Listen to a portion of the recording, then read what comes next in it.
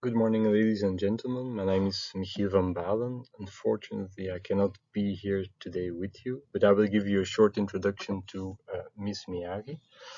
Um, Miss Miyagi is an alternative real estate developer for at least two reasons. First of all, we do this as a service provider, so we help other people developing real estate.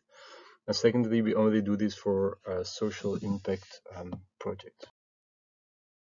We are a fairly young company with a unique team of what we call city makers. These are passionate people who try to change the world through real estate. And in our project, we always start from the character of the building and then try to start the matchmaking process of finding the right users and then using the energy of these users to create interesting and financially feasible projects.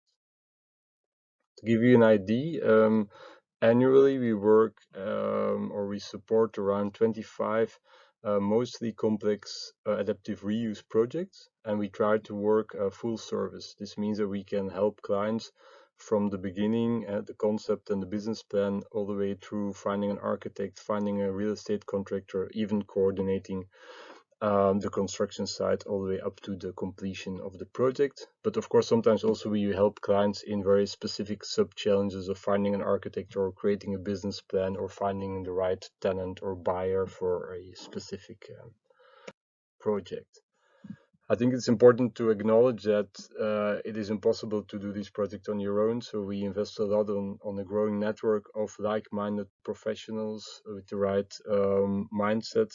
So we work with architects, urban designer, financial expert, investors, contractors, and we try to think long-term in these relationships that we establish.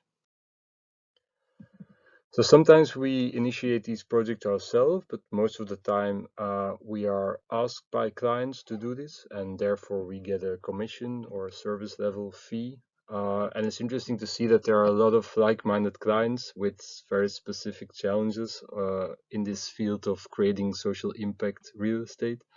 So we work for entrepreneurs, city administrations who own buildings that don't really know what to do with them, more and more care institutions who are thinking about different forms of care and introducing care in neighborhoods. Also, a lot of religious organizations, a lot of monasteries who are turning empty and looking for new futures, but also social organizations, civic organizations, all these kind of very interesting clients.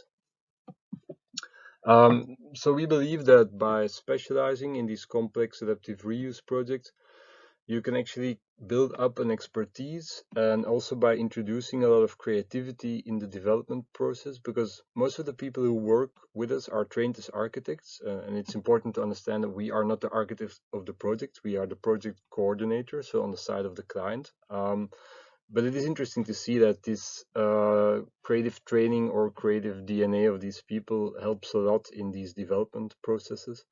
And of course, the network and combining all of this, we say that we can not only create social impact on these projects, but even also financial added value. This, for example, is the adaptive reuse of an historic brewery in the city of Leuven, the former brewery of the first brewery of the beer Stella Artois, which was initially bought by seven creative entrepreneurs to turn it into a creative hub. At the moment, the group of founders has extended to about 25 creative entrepreneurs, and it was actually built without a real estate developer. So I've been coordinating this project and representing these different owners, and they've put the money on the table together with some subsidies and a bank finance. We actually created quite an amazing project. So there's space for close to 500 creative entrepreneurs. There are a bar, restaurant, event spaces, and even a short-term co-housing residency. To give you an idea, this is a 12,000 square meter project, budget of almost 23 million euros, built without a private or professional real estate developer.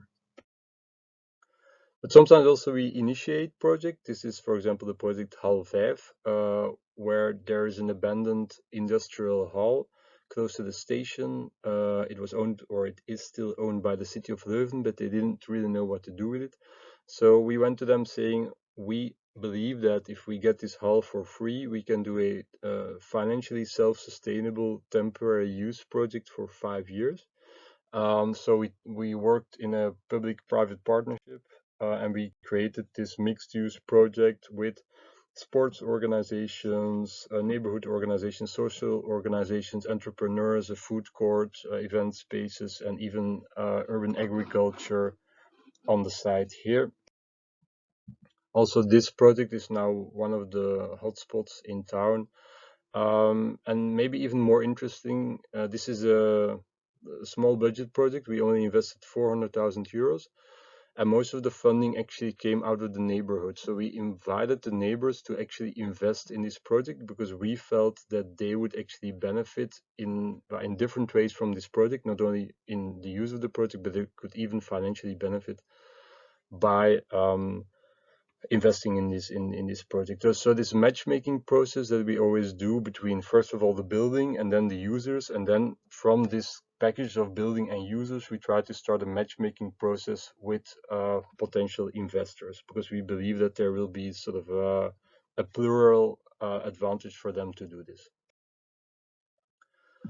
As a professional, Miss Miyagi is quite a schizophrenic identity, in the sense that we, of course, deal with a lot of responsibilities and big budgets. So we have to be an inspiring professional reference. But in the same time, we try to create impact ourselves by being some kind of an urban activist, trying to show people that real estate can be developed in a different way with alternative financing methods, with alternative participatory approaches. And it's interesting to see that we actually got quite a lot of important awards, both for the projects we do as our practice. And of course, it's not really about the awards, but it's about the fact that apparently also other, governments, local governments, higher governments acknowledge that what we do is actually important. And this is of course very nice for us. For example, one prize that we won was the architectural award of the city of Leuven. And they said, the jury said, like, listen, we've had so many beautiful projects on the short list, but we asked ourselves, like, what are the challenges we are facing as a society? And then we looked which project actually addresses these challenges the best. And then it was Halvijf who was the winner, which was quite surprising to a lot of people because it was such a low budget project. It was temporary. We didn't even submit the project because we didn't tick the right boxes. There was not even an architect in this project. But this was quite nice because it's really, well, sort of an external opinion on our mission statement. So it was a lot of acknowledgement for us. But even on an international scale, the city of Leuven was last year the innovation capital of Europe, and this project Halvijf was actually one of the 5 cases that they submitted to show that they are developing their city in a different way, working together with civic organizations and their civilians. Maybe to conclude, so like I showed in the 2 previous projects, we are always trying to look for alternative financing, of course, most of the time combined with the bank financing on the project level. But we felt like maybe there is a way to actually scale this up. So at the end of last year, we actually founded a cooperative civic investment fund with a very clear aim to invest in social impact projects. So there is a financial profit for people who invest, which is capped at 3%, or we aim for 3% annually. And if there's more, it actually will be reinvested in the mission of the fund. So in this cooperative investment fund, we allow people to invest, and it is the fund who, in its way, invest in these specific projects. To give you a quick overview, now we are starting with 3 projects. One is the adaptive reuse of an old industrial building in the south of Belgium, where we want to create a artist in resident program with a restaurant and an alternative holiday destination. Second one is a building that we want to transform in a laboratory for circular economy. So a lot of startups and organizations together who are working on circular economy, all in one building, sharing a lot of spaces and ideas.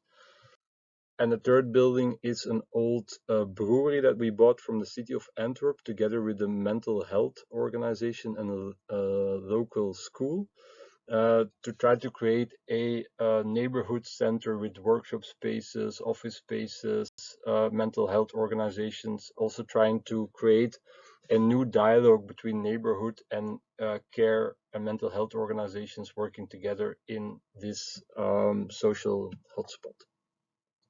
So this was it, very short, 10 minutes. Of course, if you have any questions, you can always find us on the internet, and I'll be more than happy to answer all of your questions in the future.